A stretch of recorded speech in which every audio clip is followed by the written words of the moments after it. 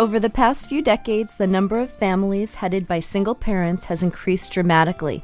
An increasing number of successful, single, well-educated professional individuals are arriving at single parenthood in a variety of ways, some by circumstance and some by choice. But they all face special and unique challenges. I'm Dr. Jennifer Shear, a licensed clinical psychologist, and this is Parent Savers, episode 73. Faster than a speeding toddler. Sit still for just a minute. Can soothe boo-boos with a gentle kiss. Would you get down from there? Able to clean poopy bottoms in a single swipe. Oh, what did you eat? Turning frazzled mommies and daddies into procreators of peace and harmony. Ah, quit touching me. It's Parent Savers, empowering new parents everywhere. Welcome everybody to Parent Savers, broadcasting from the Birth Education Center of San Diego. Parent Savers is your weekly online, on-the-go support group for parents of newborns, infants, and toddlers. I'm your host, John O'Reilly. Thanks again to all of our loyal listeners who've joined the Parent Savers Club. Our members get all of our archived episodes, and we actually have a great announcement, if you haven't seen the news, that everybody now gets access to all of the archived episodes as well. So there's other great member benefits too. They get bonus content after each new show where we stick around and talk to the experts and panelists about a little more about the topic. Plus we do special giveaways and discounts and more. Subscribe to our monthly Parent Savers newsletter for a chance to win a membership to our club each month. If you did that already, you would know about this great news about all of our archived episodes being available, so you can dig way back in the time machine and listen to anything you want. Another way for you to stay connected is by downloading our free Parent Savers app, which is available in the Android and iTunes marketplace, and we give you notifications whenever a new podcast is available to listen to. We've got a very crowded studio today as we talk about what's going to be a pretty interesting topic about single parenthood. We've got 8 of us here in the studio right now and Carrie on the phone, but that's counting Sunny. Well, if you count the babies and Sunny's tummy, we've got 10 people. She's pregnant with twins. But let's go around, talk about who's here, including our expert and also Carrie on the phone, so we kind of know a little bit about who is having the conversation today. My name is Colin Reed. I'm 27 years old. I work in airline catering. I have one son named Constantine, who's 3 months old. My name's Nicole DeLine, and I'm 38, and I'm an artist, designer, architect.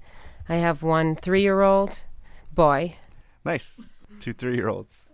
My name is Hadley Ajana. I'm an attorney. I work in tax software. I'm 42, and I have a 4-month-old boy. 4 months, yeah, and baby John is here, so if we're happy to have him contribute as well, however he wants. I'm your host, Johnner. I have 3 boys, a 6-year-old, a 4-year-old, and a 2-year-old. They're at the nice, even spacing, and I can remember all their ages right now as well. Aaron. My name is Aaron, OG Mamacita, and I have one boy, and he is 23 months old. So nice. He's coming up. By the time this comes out, he's going to be close to 2. Yeah. And I am a mamapreneur. So that's nice. Mama and an entrepreneur. And Erin, as you guys know, is our producer. And so she is on our Facebook and Twitter accounts looking for your contributions. And she's going to be chiming in throughout the show. We've done some Facebook updates already throughout the week. And we're on Twitter right now as we're taping on these Saturdays. So if you do want to participate in the conversations as a virtual panelist, you can do that. And Erin is your avenue to do that. Dr. Shear, how about you? Oh, hi. I'm Dr. Jennifer Shear. I'm a clinical psychologist. I've been practicing for about 15 years, and one of my areas is working with a lot of new moms and pregnancy and attachment issues with both moms and dads and families. And do you have kids? I have 2 boys. I have a 2-year-old and a 7-year-old. Oh, nice. And we've got Carrie on the phone as well. Carrie, tell us a little about yourself. Hi, yes. I'm Carrie Cardacci. I think I'm the senior member. I'm 52 years old. I have a 16-year-old daughter, and I am an entrepreneur as well. I own a company called Cena Creatives, LLC, which designs and distributes children's touchable bags. Well, nice. Well, I look forward to hearing everybody's story a little bit, as well as talking a little more about realities of single parenthood.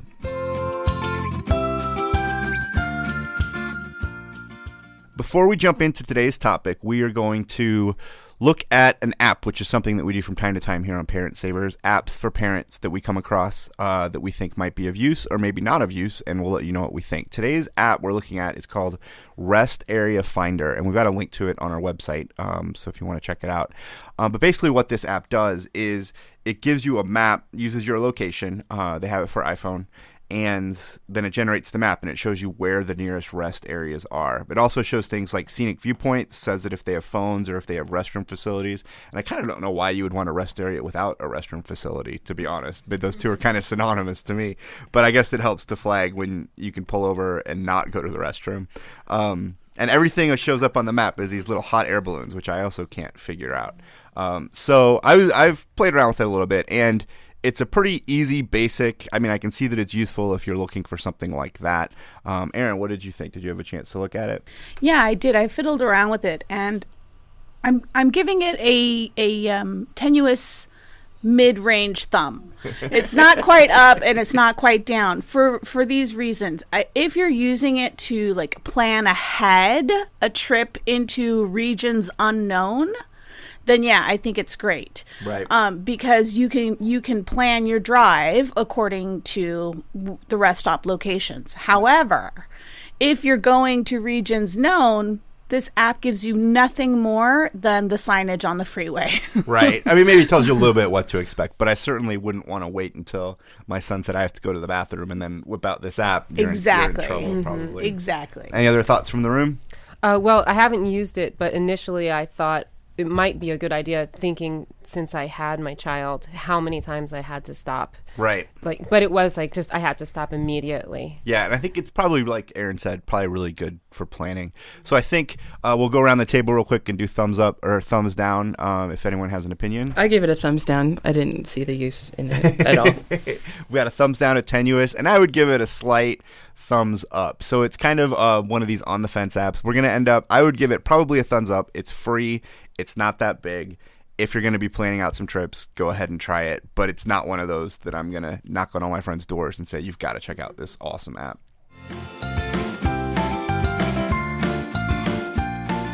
So now we're finally ready to dive into today's topic, realities of single parenthood. Today we're talking with Dr. Jennifer Shear and a full host of panelists who are going to tell us all about their experiences. And we'll also be talking with Carrie Cardacci on the phone. Thanks for joining us, everybody. So Dr. Shear, let's start with, and maybe around the room we can chime in as well, but what are some different ways that people arrive in single parenthood? Certainly either by circumstance or by choice. And the people that I see and work with the most in my practice tend to be single moms and dads who are parenting on their own due to circumstance, due to divorce, the death of a spouse, and that brings with it, a very different set of issues than someone that's arrived at a stage in life where they are ready and wanting to start a family and don't have a committed relationship at that time, but oftentimes have the resources and the planning ability to be able to set themselves up financially, and their resources, their social networks, and that can be very empowering in a very different way than when it comes to you not chosen.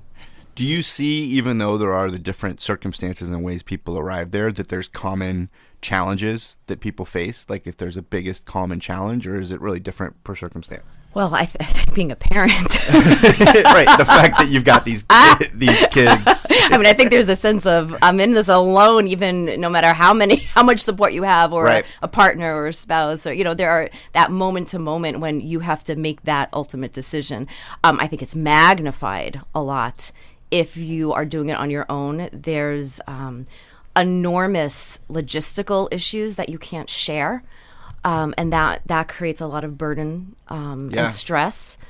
There's so many. It's really different. We literally just ran into this last night. One of my oldest son hurt his neck doing some exercise, and before I could make the call myself, is like, do we go to urgent care? Do we go to the hospital? I wanted to talk to my wife, right? Mm-hmm. But without that partner there, it's on you guys to make the call, right? Mm-hmm. Which I think can really sharpen you. Probably. So there's no, it's on you. So you learn how to sharpen your decision making. Right. You learn to trust yourself and your intuitiveness in a way that sometimes there's a lot of doubt and inadequacy where it's forced upon you, but it can be a phenomenal opportunity to sharpen that parenting skill. Yeah. If you're strong enough to meet that yes. requirement, because it could be very detrimental for others who just can't really find their way. Yes. I think what makes it difficult, too, is just the continuity of that. It's the constancy of it. That, once in a while making the decision yourself is very empowering, but it's all the time. And, you've got to be very strong not to second guess yourself and go with your instincts and then just kind of move forward. But I think where it gets difficult is it's always on you. You don't have somebody to bounce ideas off of. Am I being reasonable? Am I crazy here? Right. I think that's where it gets kind of tough. Are you able to find support from other avenues though, or build your own support systems? Yeah, I think that's hugely important. I'm very lucky to have a family close by, and two sisters that are moms, and I call them up a lot and saying, am I doing this right? Am I thinking about this the right way? That kind of thing. So I'm very lucky that way. But yeah, it does put a burden on you where, usually you hit the go button. Every situation is different, but in mine, I think that I actually get more help from his dad now. So when we were together, I already felt like a single parent, and I was definitely making all the decisions from day one. And now I think that he's actually been sharpened. I mean, he's learning how to have to make decisions. He just took him on vacation for the first time, and he got sick. Of course, I was a wreck because they were out of state, but he had gotten an ear infection, and he had to take him to the doctor. And I mean, it sounds like a small thing, but it's really not anything he would have had to deal with if we were together. Right. If it had happened locally, he wouldn't have dealt with it. No, not at all. Not at all. We're blocks away, so probably he would have called me and you would have picked up the pieces. Absolutely. What a wonderful opportunity for your child. That dad is now in a position to step up and be more involved. That's right. I thought that, and I said that to him all along. I mean, it was unfortunate that we had to separate, but I feel like it's better for all of us. And I really thought that Gavin, it's luckier for him. His dad is really spending more time, and I think they're going to have a better relationship because he's not going to see us fighting and be resentful or... Well, let me open this question up to the panel as well. Do you guys see any, big misconceptions of being a single parent that you guys feel like you have to fight a lot? I think that, for me, I think that a lot of people think, since you have a child, your life is over, or being a single parent must be, so much harder. But yeah, and maybe they judge, you're a parent, you can't do this, or it's all over. But it's really, I don't think it's like that at all. It's just a new challenge. Yeah. You can still do and accomplish what you want to accomplish. You just have to figure out the new route to do it. I think that's a struggle for single and together parents alike, is the identity struggle. But yeah, I would imagine though that my impression, not being a single parent, would be that it would be even harder because there's even more pulls and even less time for you to assert your identity because you're the one that's constantly there and making the decisions. And if I keep talking, but that's okay. If you do have someone, like in this case, I have his dad. I don't have any family here, but I actually have a little time to myself now because he takes them every other weekend. So I do get to read a book, or at least a few pages, and take a nap. Do some laundry. Yeah. Carrie, what do you think is the best part about being a single parent? I think, watching my daughter grow up into a wonderful human being has been the most gratifying, and knowing that, I've done that. My circumstances, it was by choice. I adopted her when I was 37 years old. I wasn't married, but it was time, and I always wanted a family. So my circumstance was by choice. And knowing that, I have had such a wonderful effect on this beautiful human being. I mean, that has just been just such a gift and such a blessing for me. And it has made my life worthwhile. So just watching her grow has been amazing. I'm just so proud of her. So that's just been, she's just made my life. Nice. Yeah. Well, I mean, so, and everything we kind of do as a parent, theoretically, is for the betterment of the kid. So that we're going to either have them turn out great or not screw them up, right? or just screw them up enough to make them right. Interesting, right? That's right. That's right. Yeah, I put some money aside for therapy for her. But Dr. Shear, is there an impact on kids that single parenting has versus together parenting? Is there anything that is shown to have any sort of impact, negative impact on kids or positive? Yeah. Every dynamic is different. However, what we know from all the research on attachment and child development is that it's the quality of the relationship between parent and child, not the context, whether it's one parent, 2, 10, it's really about what that child experiences in the relationship. And what's optimal parenting is when a child receives warmth and love and a sense of being valued and heard, with firm and consistent limits so that they can feel safe. Right. And that can happen in like you said, any number of different... It can happen with grandma and, little Tommy, any organization of... Any scenario. Yeah, any scenario. Yeah. All right, well, I think this is a good point to take a quick break. When we come back, we'll talk with our panelists a little more about their specific experiences as well as Carrie's experience, as she alluded to, with adopting as a single parent, because I know that that's got its own set of issues and challenges, and it's an interesting story as well. Welcome back, everybody. Today we're talking about realities of single parenthood, and we're joined in studio by a plethora of single parents, each with some unique experiences. So let's, get the perspective from each of them about kind of, how they got to where they are and what their thoughts are. Hadley, can we start with you? Well, I was actually raised by a single parent, and it's not something that I ever would have chosen. I think my mom was a nervous wreck most of the time, and I think it really took a toll on her. But I just happened to get pregnant from big surprise, and the dad doesn't want to be involved. So I was married for a long time and had tried to conceive. Okay. And so it was actually wonderful to find myself pregnant. It just wasn't the circumstances. It wasn't how you thought it was going to be. Not at all, but it's been great. It's been great so far. It's hard, but it's been great.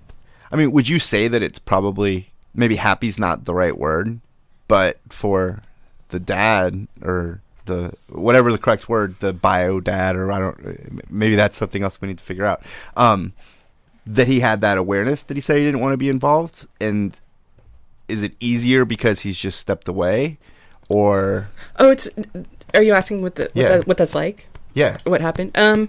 No, it was by the time that he found out, he had joined the seminary. So it's been terrible for him. Got it. And he doesn't want to leave the seminary. And so I don't... It's not that he's making a choice. So Well, I mean, that is a choice. He is making a choice, yeah. He can stay or he can come, and he's decided to stay.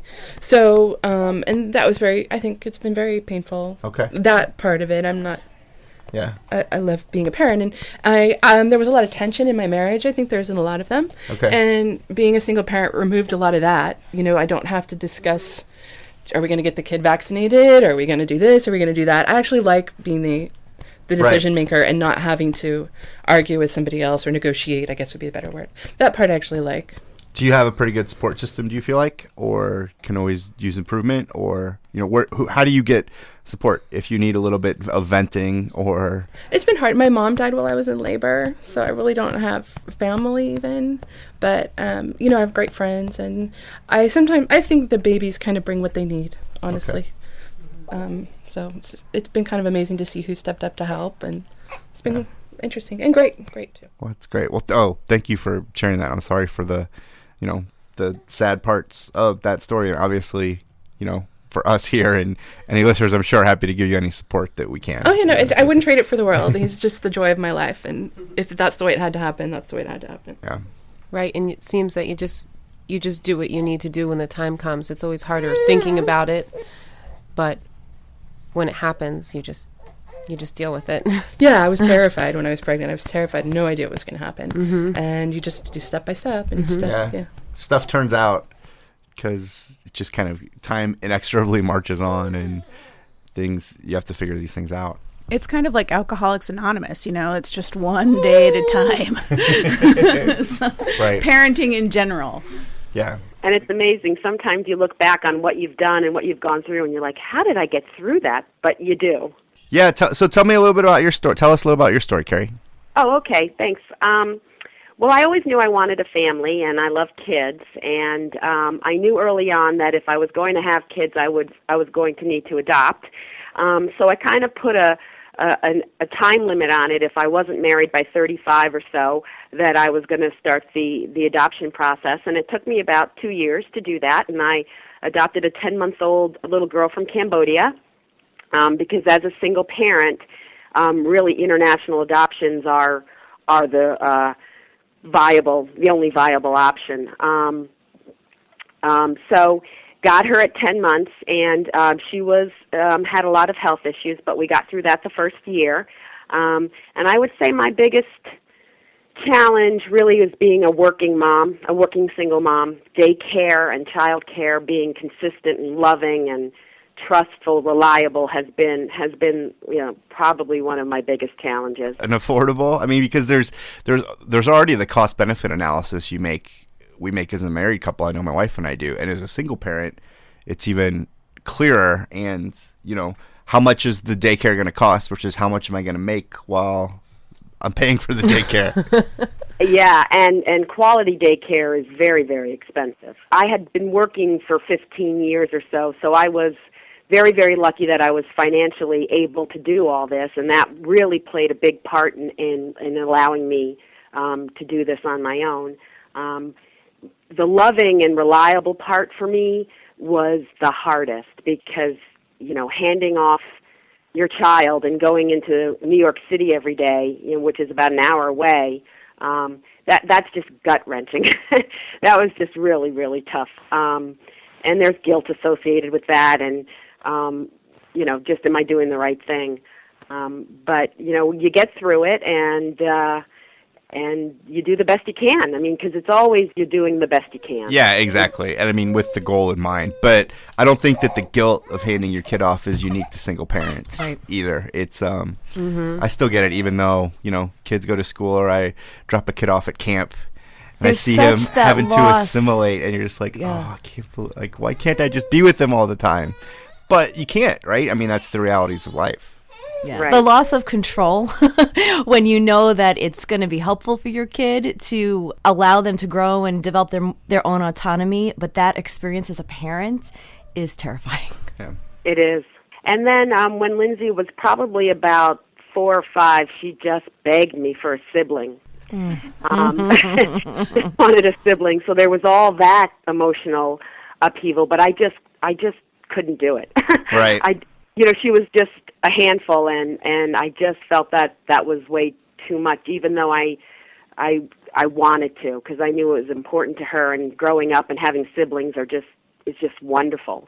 But I couldn't do it. And so I knew I would regret that, but I had to do what I had to do. And not having a father, she suffered from that a little bit. With her friends and why aren't you married, Mom, and that kind of thing. So I think not having a bigger family has affected her. I think at 16 now she gets it and we're fine. But growing up in the elementary school years, it was tough on her. Yeah, is there an age where it got tougher? Yeah, I would say anywhere from 5 to 10. Every other day it was. Wow. Why don't I have a dad? Why don't I have a brother or sister? That kind of thing. It was tough because she wanted to be like other kids. Right. That's what's so important, I think, for kids then as they're trying to find their place. How much, I have a question. How much do you feel her upset about that was due to feeling different from the other kids and questioning that experience as opposed to really needing that sort of connection at that time? I think it's both. I think, though, being adopted with a single mom in a community of big families, I think she felt it. I do. I think she felt it. We live in suburban New York, and it's minivans, and we just weren't the typical family. I think she's grown to like that she has me all to herself. And I think she's kind of, for better or for worse, she has me all to herself. So I think she's grown to rely on that, and I think we got through it. But, you know, I worry that I haven't modeled a loving husband-wife relationship for her. You know, growing up, I worry, we spent a lot of time on how men should treat her growing up and with, you know, and self-respect and that kind of thing. I know my daughter's much older than your little toddlers, but, you know, it's, you know, those kind of things I try to spend time on. And we spend a lot of time with family and that kind of thing. And she's got 2 older male cousins that we try to spend a lot of time with, too. So, but again, you know, there's no nirvana. It is what it is, and you just keep moving. Well, and I think, I mean, interestingly enough, you know, kids are going to feel the differences at those ages, no matter what their situation is. Right. We have a friend that's an only child, and she lies about having siblings because she sees other people have siblings around, or, you know, kids with siblings might lie about like how old they are, or, you know, kids are trying to fit in different ways, and it's not just unique necessarily to single parents. I mean, there's obviously, you know, a difference between what the parental setup is, but I think the point is that kids are going through it. It's not just the kids of single parents that are going through this. Right, I agree. Kids are desperate to be like other kids. Right. And then, as they get older, they're desperate to not be like other people. Exactly. Right. Nicole, how about your story? How did you end up as a single parent? Well, to start off, I also was raised by a single mom. Okay. And my parents split up when I was about 3, the same age as my son. And it was always fine for me. Like, I never... I maybe a little bit I wish that they were together, but I don't even remember that much. I always felt lucky because I had another place to go, and they were both really loving parents. We hung out together. We had holidays together with their significant others. And, I mean, they were crazy. Yeah. I mean, it's not very fairy tale. I mean, both my parents were definitely crazy, but they loved me a lot. So when I got together with my son's father in grad school, we actually decided we weren't going to get married. We decided we would have a child and not get married, and we talked about it. And we talked about it in the future, like many months ahead, and then I happened to get pregnant. And so I said, well, I guess it's now. So we had Gavin, and it just wasn't working out. And probably because, I mean, there was a lot of fighting, just miscommunication. We were good friends, but it just wasn't working out as a relationship. And probably due to the fact that I was raised in a single-parent family and it was really great, I wasn't really that afraid of doing it. I almost wanted it. But I thought what was more important is I was really unhappy in the relationship, and I didn't want my child to see that. And I've seen other kids grow up in unhappy families, and I think that that's worse. Like, I really would rather have had my son see 2 happy parents separate. So that's what I'm trying to do. You know, I mean, we're getting along pretty well. It's only been 8 months, so we still have our ups and downs, but we are trying to get along, and Gavin seems okay so far. So, Dr. Scheer, what do you think helps single parents feel effective and, you know, empowered, or they're doing the right thing, or to fight their self-doubt? I think the social supports are crucial. You know, again, it just the experience of parenting. There's such a sense of you're in it alone, even when you're living with someone and lovingly connected. Just having that responsibility of someone who's dependent upon you, to have other parents, especially when you're raising your child on your own, to have other parents who can share the experiences of it, who can really share even like the carpooling, a lot of just kind of making it something larger than just the dyad between you and your child, can really just enrich the experience, broaden it, and buffer a lot of that stress that can impact the family. Mm-hmm. I recently met a friend who's also a single parent, and the thing that's nice is we'll trade off, because it is expensive for daycare and babysitting and all of that. So we help each other, and we may not have ever been friends if we didn't have children. Right. But now we can help each other out from time to time. See, one of the things I wonder about, and I preface this by saying I'm married, is transitioning from being in a relationship and then going into single parenthood, both for the parent and for the kid. From my perspective, if I was going to transition right now into single parenthood, I would feel like I was drowning. I already feel like I'm drowning, and I wouldn't know what to do. And so I think that transition is something that I would be interested in learning about if that were ever to be a situation. Do you for mean me. financially or No, emotionally? More so in terms of the burden that is being a parent, the time and the commitment, in addition to your work and whatever else, not having a support system. I feel like transitioning from being a committed relationship into single parenting would be, for me, in my mind, it would be impossible. Yeah, I almost think that's more difficult than what I did because I knew I was on my own, so I did not have any lost expectations, right, or expectations other than, okay, this is on me. If you go from that to then this is on me, I think in a lot of ways that's much, much harder than what I did. There's enormous grief over your entire life vision being turned upside down. It's not what you chose. It like you said, it affects the time the parent and child have together. Oftentimes there's a lot of conflict going on, and that stress just on an individual, and then trying to manage your own emotions, your own grief, your own transitions, while also supporting your child's experience of that is huge. That's enormous. A lot of times there's disruptions in extended families. You're reorganizing amongst conflict, and it can be very isolating.